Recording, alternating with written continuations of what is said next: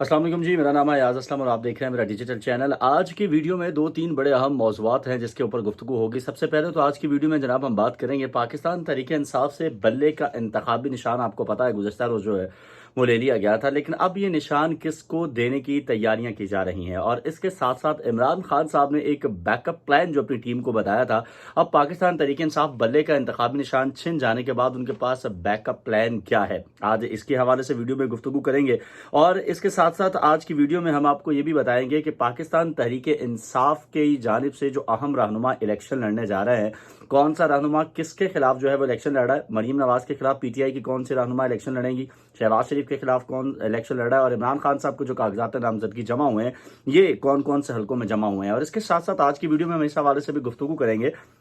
कि इमरान खान साहब जो हैं उन्होंने सुप्रीम कोर्ट से दोबारा रुजू कर लिया है कि इलेक्शन के हवाले से उनको लड़ने की इजाज़त दी जाए। तो आज की वीडियो में इन तमाम मौज़ूआत के ऊपर जो है वो गुफ्तगू होगी। तो चलिए वीडियो का आगाज़ करते हैं। सबसे पहले और अहम मौजू जो है वो आपको पता है गुज़श्ता रोज़ पाकिस्तान तहरीक इंसाफ जो है उसके हवाले से है कि पाकिस्तान तहरीक इंसाफ जो है, आपको पता है गुज़श्ता रोज़ उनसे इंतखाबी निशान बल्ला जो है वो वापस ले लिया गया था। पाकिस्तान तहरीक इंसाफ के इंट्रा पार्टी जो इंतखाबात हैं, इन इंट्रा पार्टी इंतखाबात को कलअदम करार दिया गया था, जिसके बाद ये बात मैं पहले भी अपने व्लॉग में आपको पता है कर चुका हूं कि इसका बुनियादी तौर पर मकसद इंट्रा पार्टी इंतखाबात का ये था कि किसी न किसी अंदाज से पाकिस्तान तहरीक इंसाफ से जो बल्ले का इंतखाबी निशान है,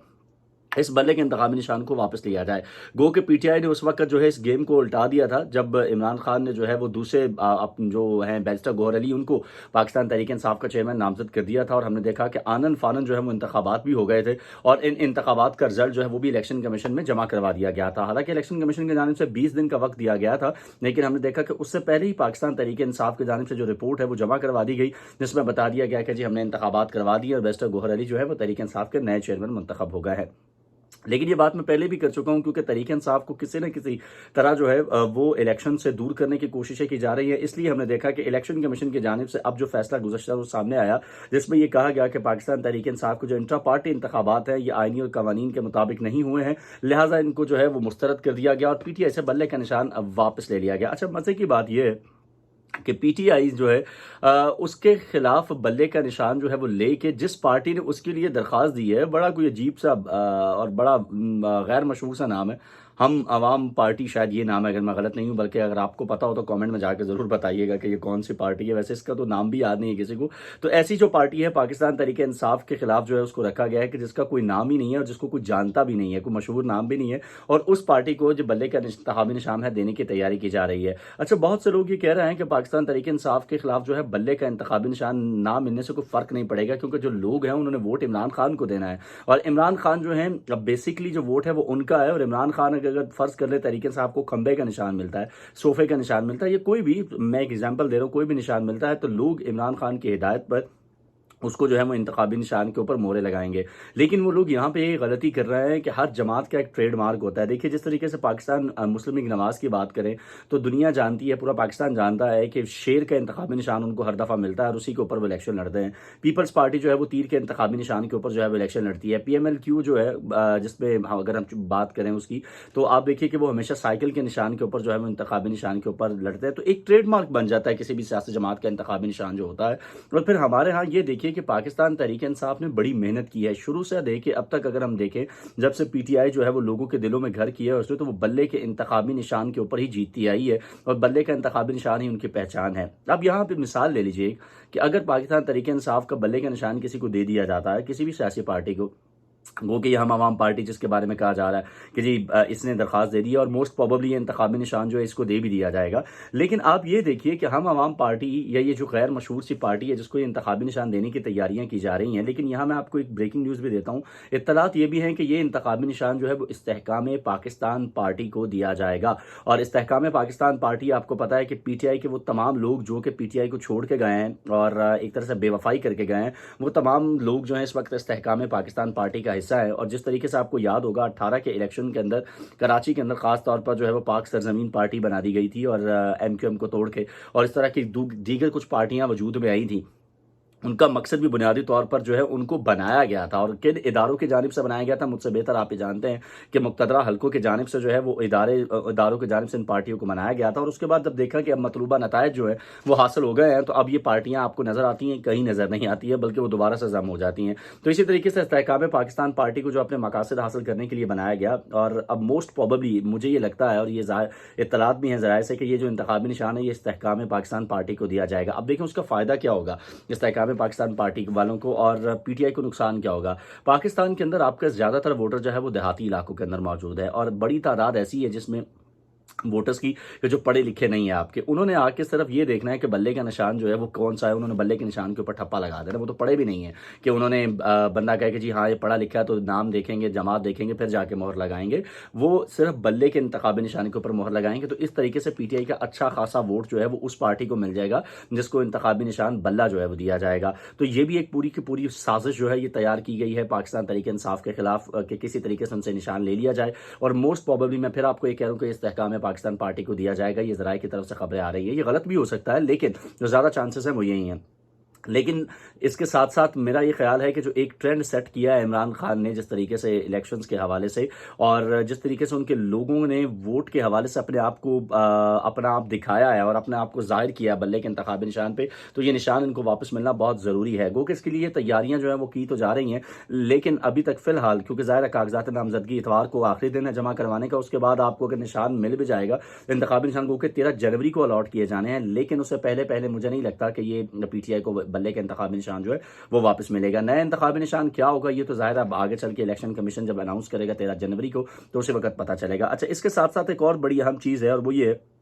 कि इमरान खान साहब जो है उन्होंने इलेक्शन में हिस्सा लेने के लिए पर तोड़ना जो है दोबारा शुरू कर दिए हैं, और इमरान खान ये चाह रहे हैं कि जल्द अज जल्द जो है वो बाहर आएँ। और क्योंकि इससे पहले आपको पता है इमरान खान की जो मेन साइफर केस था उसमें भी जमानत मंजूर हो चुकी है, लेकिन इमरान खान अभी भी 2 केसेस के अंदर जो है वो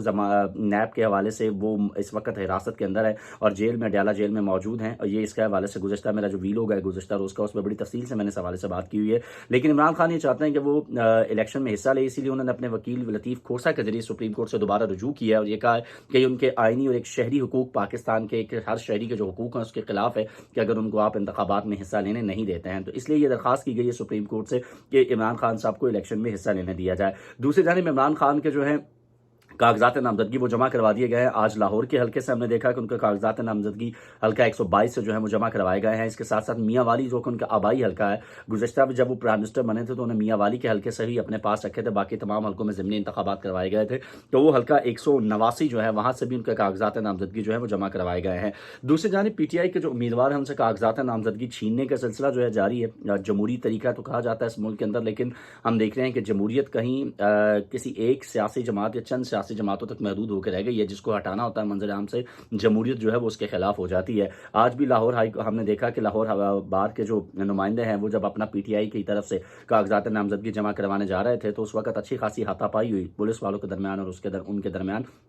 जिसके बाद लाहौर हाईकोर्ट बार जो है लाहौर बार एसोसिएशन, उन्होंने एक बाकायदा प्रेस रिलीज इस हवाले से जो है वो भी जारी की थी। अच्छा, इसके साथ साथ एक और बड़ी अहम खबर है और वो ये है कि पाकिस्तान तहरीक इंसाफ के रहनुमा सनम जावेद जो है, जो कि इस वक्त जेल में है, 9 मई के वाक़े के बाद से वो और उनके शौहर जो उनको जेल में रखा गया है, उन्होंने पाकिस्तान मुस्लिम लीग नवाज की बड़ी अहम रहनुमा सीनियर नायब सदर हैं पाकिस्तान मुस्लिम लीग नवाज की मरीम नवाज, उनके खिलाफ जो है वो इलेक्शन लड़ने का ऐलान किया है लाहौर से। और इसके साथ साथ शहबाज शरीफ जो सूबाई असम्बली की नशिस्त पर खड़े हैं, उनके खिलाफ भी सनम जावेद जो है वो इलेक्शन लड़ेंगी। सनम जावेद की जो वालिदा हैं उनके जानिब से कहा गया है कि वो पाकिस्तान तहरीक इंसाफ की जो उनकी बेटी है सनम जावेद, उनकी इलेक्शन कैंपेन चलाएंगी। वो ये चाहती हैं कि वो इलेक्शन कैंपेन खुद करती, लेकिन क्योंकि वो जेल में है इसलिए उन्होंने ये फैसला किया है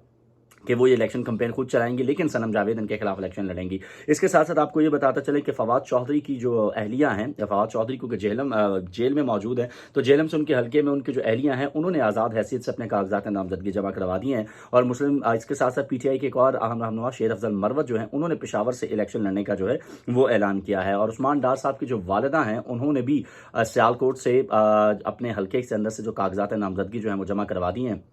और ये कागजात जो उनके ये जो इलेक्शन लड़ी हैं वो ख्वाजा आसिफ के खिलाफ, क्योंकि वो ख्वाजा आसिफ का सियालकोट का हल्का बनता है जहाँ से वो इलेक्शन लड़ रही हैं, तो उनकी जानिब से भी कागजात नामजदगी जो है वो जमा करवा दिए गए हैं। तो ये कुछ अहम खबरें थी आज के हवाले से, जिसमें पीटीआई के जो अहम रहनुमा है उनकी जानिब से कागजात नामजदगी जमा कराने का सिलसिला एक तरफ जहाँ जारी है, तो वहीं उनसे कागजात छीनने का सिलसिला जो है वो भी अपने उरूज पर पहुंच चुका है। और कोशिश ये की जा रही है कि किसी न किसी अंदाज में पाकिस्तान तहरीक इंसाफ के जो रहनुमा है उनके कागजात नामजदगी जमा ना होने दिए जाएँ। खासतौर पर जो खास हल्के हैं वहाँ से कागजात नामजदगी जमा होने से जो है वो रोकने के हवाले से पूरी कोशिशें जो है वो की जा रही हैं। लेकिन इन तमाम तर बातों के बावजूद पीटीआई का एक बैकअप प्लान जो है वो पहले से तैयार है, क्योंकि खान साहब जो है बेशक जेल में मौजूद हैं, लेकिन दूसरी जानिब हम ये देख रहे हैं कि जेल से बैठे ही वो अपने वकला के जरिए और अपने जो कारकुन उनसे मिलने जाते हैं उनके जरिए तमाम तरह अहकाम जो है वो जारी करके एक पूरी प्लानिंग कर रहा है। अब देखना यह है कि कल इतवार को आखिरी दिन है कागजात नामजदगी जमा करवाने के हवाले से। अब उसके बाद कागजात किसके मंजूर होते हैं, किसके मुस्तरद होते हैं, ये भी एक बड़ा अहम होगा। और इसमें मुझे ये लग रहा है कि पाकिस्तान तहरीक इंसाफ के बेशतर रहनुमाओं के कागजात जो है